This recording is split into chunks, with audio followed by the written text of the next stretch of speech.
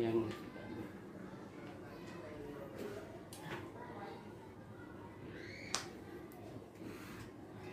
Bismillahirrahmanirrahim. Assalamualaikum warahmatullahi wabarakatuh.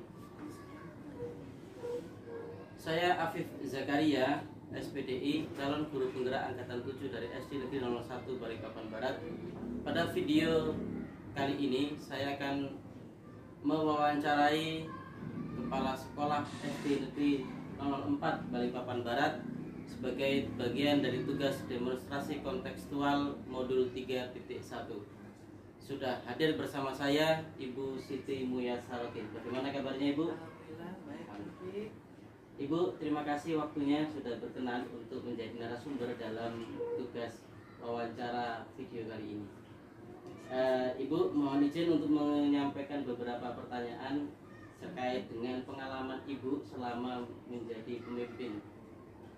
Ini sebelumnya Ibu memimpin di sekolah mana Ibu sebelum di 04?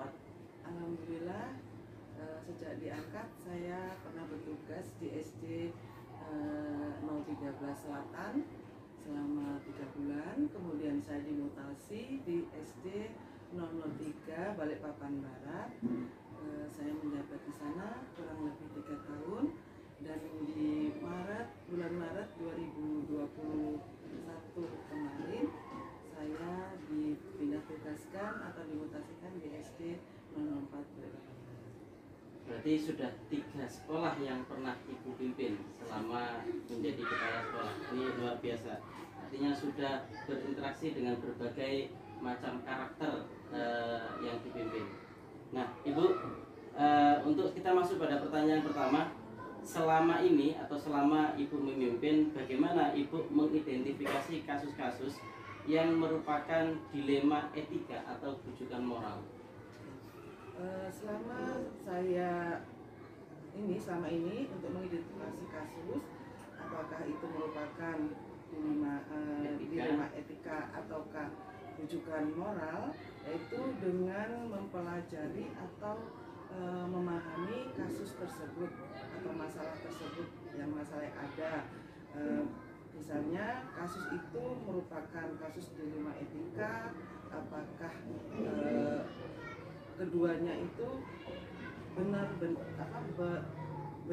tetapi bertentangan. Keduanya sama-sama benar tapi bertentangan, itu berarti termasuk dilema etika. Sedangkan apabila salah satunya benar dan satunya salah, itu merupakan kasus rujukan moral.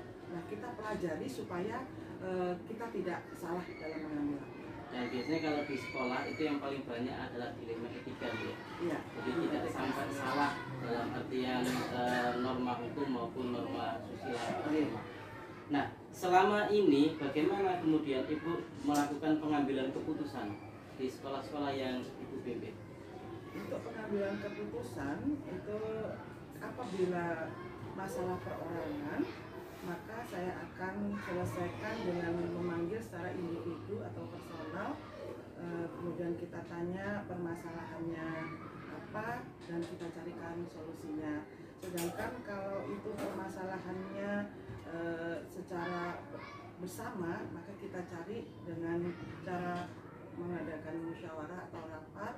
Kemudian kita ambil mufakat, kesepakatan bersama untuk mengambil keputusan dengan suara terbanyak. Gitu Bu ya? Ya. Luar biasa. Jadi yang berikutnya, dalam langkah-langkah pengambilan keputusan itu, apakah ada prosedur yang Ibu lakukan selama ini? Prosedurnya? Seperti saya sampaikan tadi, apabila itu merupakan permasalahan perorangan, maka prosedurnya yang pertama saya panggil secara individu, kemudian kita tanya permasalahannya apa, kemudian kita cari solusinya. Sedangkan untuk permasalahan bersama, maka kita kumpulkan guru atau pendik yang ada di sekolah, kemudian kita sampaikan permasalahan yang ada kepada rekan-rekan, kemudian kita mencari solusi, kemudian keputusan kita ambil suara terbanyak. Dan yang paling penting adalah semua berkomitmen untuk melaksanakan keputusan yang sudah diambil dari suara terbanyak tersebut. Nah, dalam proses itu tentu tidak akan lepas dari tantangan-tantangan. Nah, Ibu bisa diceritakan apa kira-kira tantangan-tantangan yang Ibu hadapi dalam pengambilan keputusan? Tantangannya diantaranya adalah yang pertama mengubah mindset atau pemahaman atau pemikiran dari suatu tim di dalam melaksanakan keputusan yang sudah diambil bersama. Yang kedua, sulit untuk merubah kebiasaan yang sudah membudaya di antara teman-teman. Yang ketiga, tidak semua orang itu mudah untuk menerima perubahan. Itu tantangannya, Pak. Tantangannya, dan itu sepertinya hampir merata di berbagai instansi itu. Tantangannya adalah mengubah budaya. Mengubah budaya. Yang berikutnya, Ibu, apakah ada orang atau faktor yang selama ini membantu atau mempermudah Ibu dalam pengambilan keputusan dalam kasus-kasus yang sifatnya dilema etika? Ada beberapa faktor yang membantu, diantaranya itu kita dalam mengambil keputusan kasus dilema etika, yaitu dengan prinsip 3 prinsip cara berpikir, 3 cara membantu ya. Yang pertama yaitu yang berbasis hasil akhir,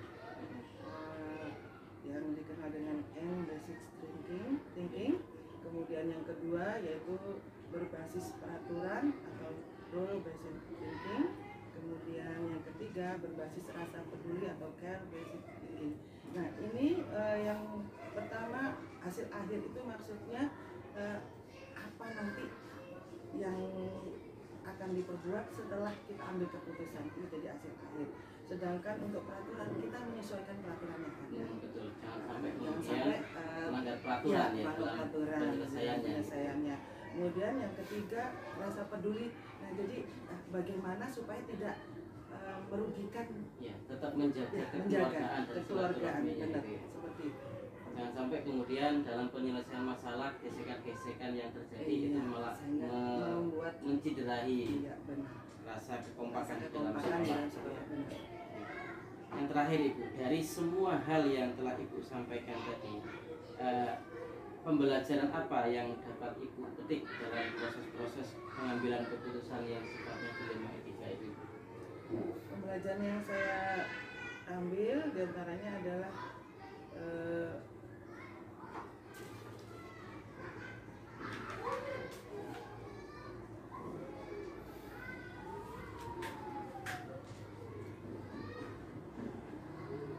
dalam mengambil keputusan dilema etika itu, setiap manusia tentunya memiliki permasalahan, memiliki pemikiran dan pendapat masing-masing. Nah, untuk itu agar dapat menyatukan pendapat, maka diperlukan musyawarah, diperlukan pengambilan kebijakan yang tidak merugikan salah satu pihak. Itu yang paling penting di dalam pengambilan keputusan. Ibu, terima kasih Ibu atas waktunya. Semua pertanyaan-pertanyaan yang saya ajukan sudah terjawab, dan saya yakin para penonton juga bisa mengambil sebuah pelajaran bahwa dalam pengambilan keputusan itu pertama harus mengedepankan komunikasi yang saling peduli, kemudian menjaga silaturahim, dan juga tidak mengabaikan aturan-aturan yang berlaku. Terima kasih Ibu atas waktunya dan juga ilmu yang diberikan kepada kita semuanya. Semoga dibalas oleh Allah Subhanahu wa taala. Dari saya terima kasih dan assalamualaikum warahmatullahi wabarakatuh. Ini 3 ada 3 kepala sekolah yang harus saya wawancara. Iya Pak. Iya, dengan kemudian terusnya Bu Vivi. Nanti mungkin belum tahu. Gambaran saya sih Pak Cahaya, tapi mungkin beliau masih belum. Assalamualaikum. Punya korektor Ini kan yang tua nih udah 2 nih, Iya. ada yang muda. Iya. Seperti itu Pak Yani. Pak Yamin.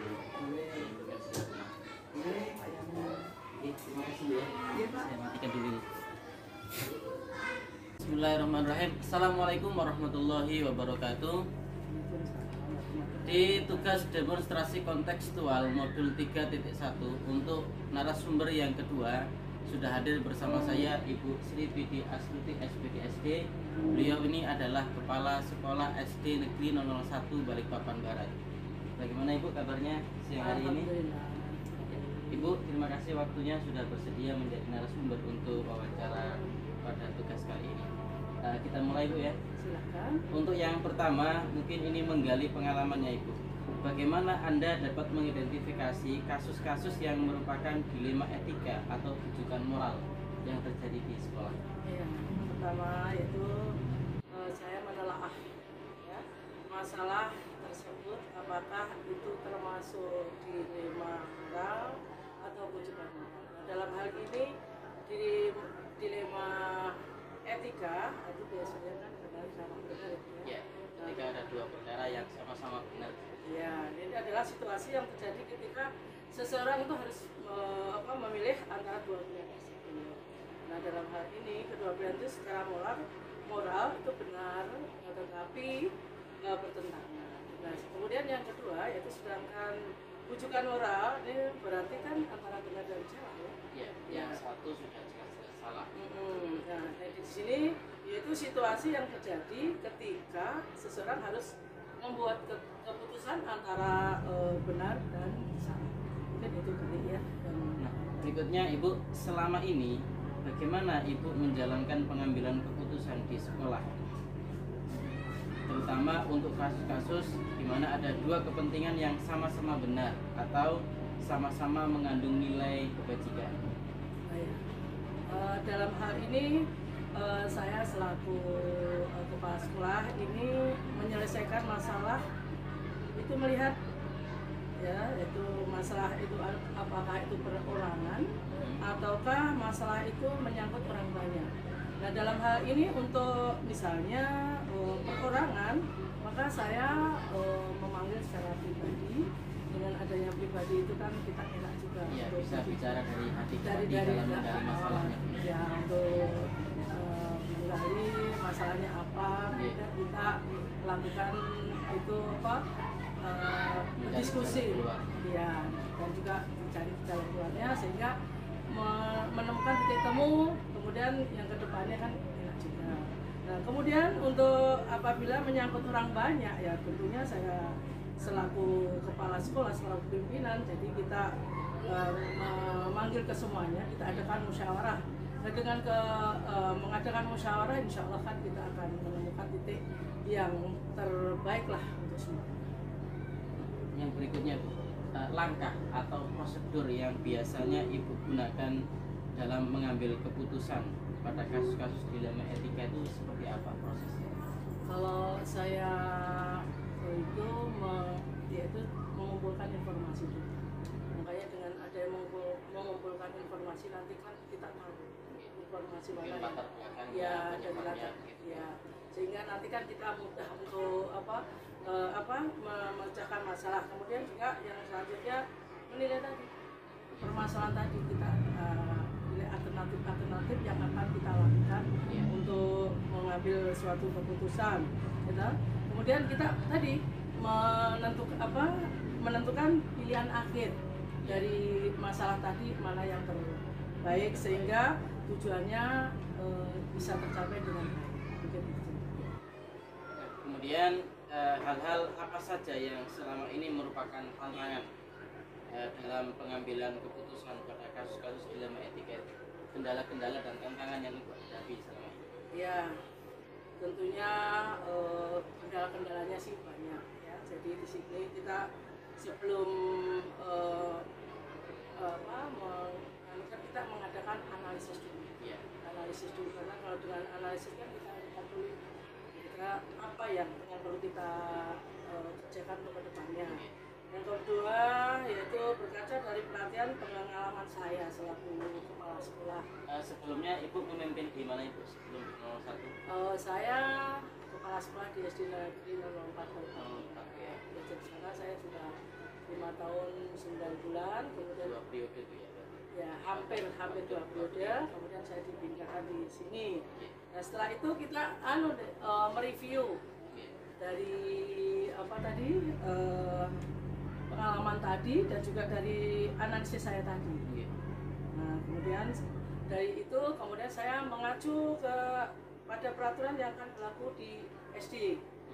Saya kan otomatis di SD Negeri 01, mau tidak mau ya aturan yang ada di SD 01 kita kita review tadi. Kemudian selain itu juga insting dari diri saya sendiri.